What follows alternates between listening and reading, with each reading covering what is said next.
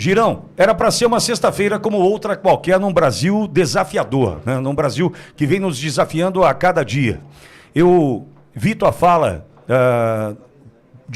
destinada a Hugo Mota e ao Alcolumbre, no momento onde os dois estavam na casa, cobrando um posicionamento diante da decisão do ministro Alexandre de Moraes, referente à questão do IOF. Vi tua indignação e era esse, provavelmente, o assunto que a gente teria que ter hoje aqui como pauta principal.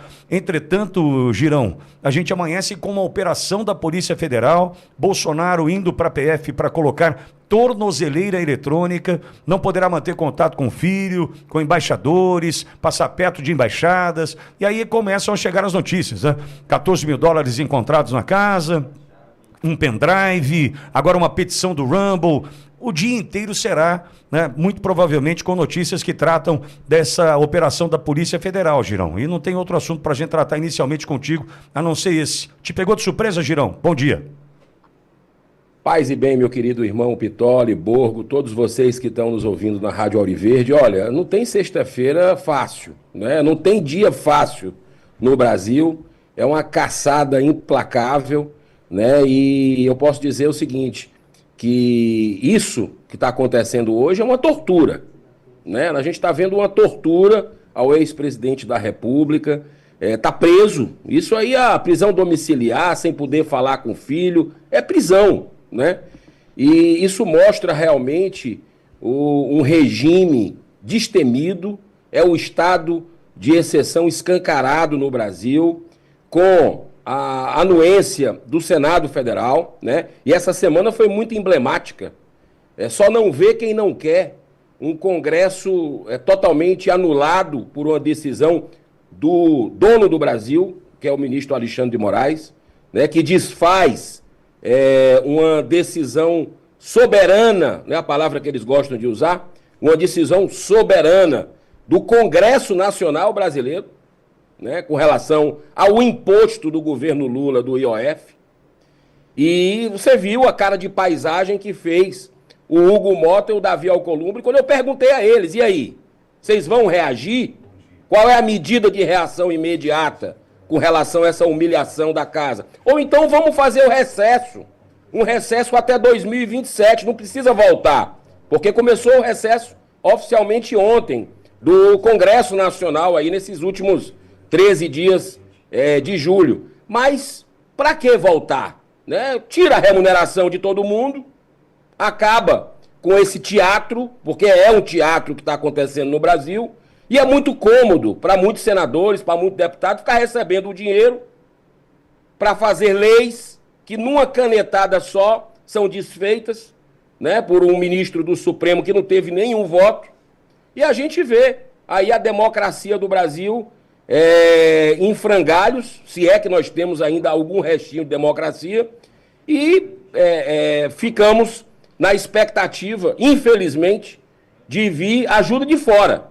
Porque aqui no Brasil não tem outro caminho. Eu não vejo Davi Alcolumbre e Hugo Mota tendo a altivez necessária de presidente de Congresso que deveríamos ter com força para fazer alguma coisa, para colocar a separação entre os poderes, a independência entre os poderes no seu devido lugar, ou seja, na Constituição, que, como diz o senador Magno Malta, é uma finada no Brasil, né? Esse julgamento é tosco.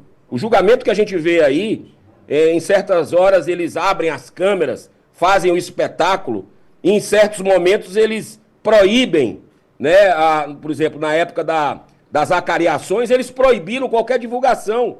Então, é algo que não tem, são dois pesos e duas medidas, ao ponto da PGR ontem, Pitoli, eu fiquei estarrecido com o que eu vi, né, pegar o depoimento do Anderson Torres, passagens que tinham sido compradas há meses, né, pagas há meses, né, e na última hora o cara colocar em dúvida a boa-fé daquilo, né, o cara chegar nas alegações finais, não tinha mais como efetivamente dizer que ele deveria ser absolvido, porque caiu toda a narrativa com depoimento de generais, dizendo que ele não estava em reunião nenhuma, e aí o cara vai pegar o negócio da passagem dele Então, assim, surreal que a gente está vendo, o caso do Felipe Martins também, né? Anulando aí as testemunhas, só ouve quem quer. Então, no Brasil, não tem justiça. Essa é a realidade. Fica a minha solidariedade ao presidente Jair Bolsonaro. Estamos em contato aqui com senadores, ainda os últimos resistentes a esse regime, para fazer alguma coisa coletiva, buscar alguma alternativa coletiva, né? Embora sejamos minoria, mas o Brasil precisa acordar. Só não vê quem não quer que essa ditadura da toga já chegou no limite do limite do limite. Girão, Borgo aqui conosco, pois não, Borgo? Senador, grande prazer mais uma vez conversar com o senhor, um dia muito triste, né, na nossa república. Senador, o senhor, como é que o senhor sente, apesar do recesso, mas como é que o senhor sente os parlamentares, o Congresso, esses senadores, esses deputados, eles têm noção do que está acontecendo realmente com o Brasil, a ditadura, o regime ditatorial que está sendo implementado em nosso país, ou, na verdade, eles entendem, mas não querem se manifestar, eles estão com medo? Como é que está a realidade nesse dia aí, nessa semana em Brasília, no Congresso, apesar do recesso, né, mais uma vez eu digo, mas mesmo estando fora de Brasília, né, todos nós sabemos, estamos acompanhando o que está acontecendo. Esse pessoal, esses parlamentares, eles têm noção do que o Brasil está se transformando, senador?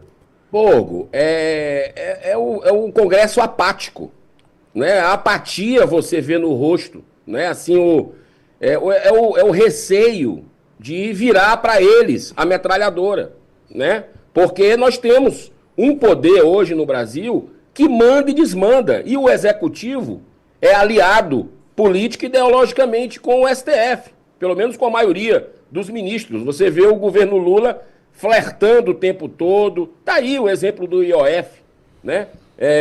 Sem falar no jogo combinado com ditaduras, as piores existentes do mundo. Então, se o Brasil, ainda tem gente que duvida que o Brasil não virou Venezuela, eu digo até que está pior do que a Venezuela. Porque na Venezuela, por exemplo, a ditadura do Maduro ainda permite que se visite preso político. Se existe negociação nesse sentido com a oposição. Aqui no Brasil, nem visitar preso político o Alexandre de Moraes deixa.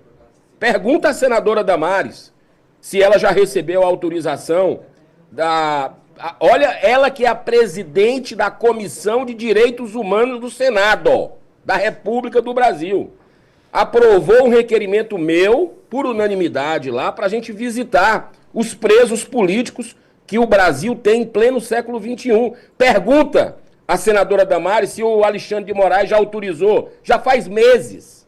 Já faz meses. Até a Justiça da Argentina autorizou a gente visitar os presos brasileiros, presos políticos lá. Mas o Brasil não autoriza. Então, aqui é um regime pior do que o da Venezuela já, né?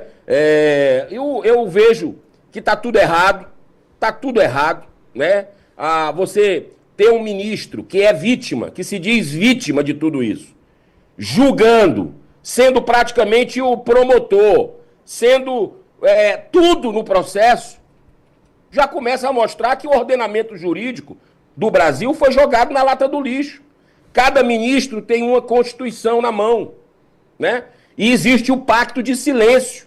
Você vê que os 11 ministros, existe um pacto de silêncio, né? Você tem o André Mendonça, que de vez em quando se rebela, coloca, faz questionamentos, mas você não vê isso dos outros. Então, fica aquele questionamento, cadê os cidadãos de bem desse país, né? Cadê os cidadãos de bem desse país? Seja na política, seja no jornalismo, seja no STF, né? Eu vejo raros jornalistas como vocês, que fazem um trabalho, você conta nos dedos hoje no Brasil. O resto é narrativa. É como o Pitoli acabou de dizer aí, né? Poxa, acharam lá a coisa do Rumble na casa do Bolsonaro, acharam $14 mil. O que é que isso significa para um ex-presidente da República? Né? Vamos combinar. Acharam também o quê? Bola de basquete? Pirulito? É uma coisa que não para em pé, não tem lógica. É uma perseguição, é uma tortura, chegou ao ponto disso, né? E a gente chegou no fundo do poço. Girão. Chegou no fundo do poço.